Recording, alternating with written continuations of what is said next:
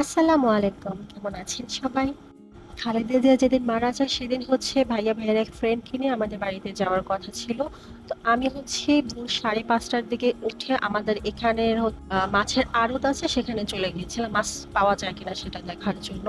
তো হেঁটে হেঁটে যেতে আমার প্রায় 6টা বেজে গিয়েছিল। ওখানে যাওয়ার পর মাছওয়ালারা বলতেছে যে এত দেরি করে আসলে কি আপনারা মাছ পাবেন?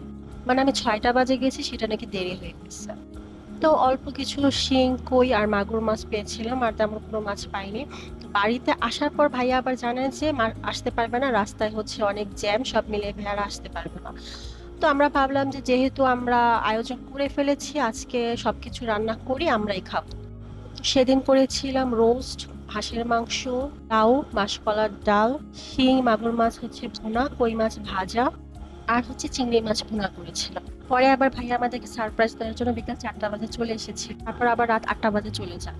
তো এর পরদিন সকালে আমি আর আমার ভাগ্নি একটু হাঁটতে বের হয়েছিলাম। হেঁটে এসে দেখি যে আমার ভাতিজা আমার ছেলেকে ঘুম থেকে ওঠানোর জন্য আপ্রাণ চেষ্টা করে যাচ্ছে। ও তখন নতুন হাততালি দেওয়া শিখেছিল, একটু পরে পরে হাততালি দিচ্ছিল, আমরা যে ব্যাপারটা কত এনজয় করতেছিলাম। তো নাস্তা শেষ করে আমরা চলে গিয়েছিলাম রামচন্দ্রপুর বাজারে শুটকি আনার জন্য। আমি আর হাসান সাহেবের শুধু গিয়েছিলাম, আমরা সেদিন অনেক টাইপের শুটকি এনেছিলাম। ফার্স্ট টাইম কাচকি মাছের শুটকি আনি, খাই, and আমার কাছে অনেক ভালো লেগেছে। আমি শুটকিটা এবারই নতুন খাওয়া শিখেছি।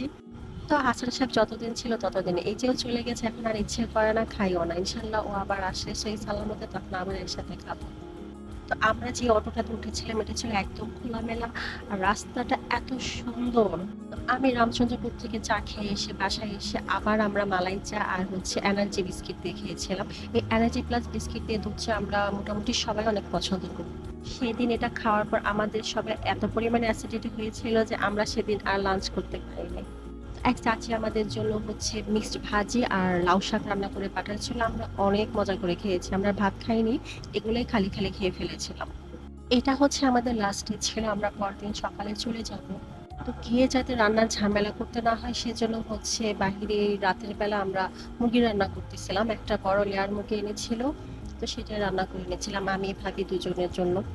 তো রাতে আম্মু ছিটা রুটি বানিয়েছিল, যেটা আমরা হাঁসের মাংস আর লাউ দিয়ে খেয়েছিলাম, অনেক মজা করে খেয়েছিলাম। আম্মু রাতের পরে আবার তেলের পিঠা বানিয়ে দিয়েছিল, সেটা কি আর নেওয়া হয়নি। তো পরদিন সকালে আমরা নাস্তা না করে বেরিয়ে গিয়েছিলাম, আমরা ফেরিঘাটে গিয়ে নাস্তা করেছিলাম। আহনাফ আর আম্মুর কান্না দেখে আমরা মানে কি বলবো, ওরা দুইজন এত কান্না করেছিল, কোনোভাবেই দুজনকে সেপারেট করা যাচ্ছিল না। আহনাফকে তো সকালে রেডি করতে পারছিলাম না, ও কোনোভাবেই যাবে না।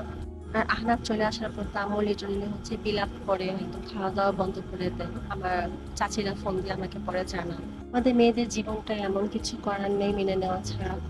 সেদিন অনেক কুয়াশা ছিল, ড্রাইভার আঙ্কেল বারবার বলছিল ফেরি মনে হয় চলে না, এত কুয়াশার মধ্যে ফেরি চলবে না।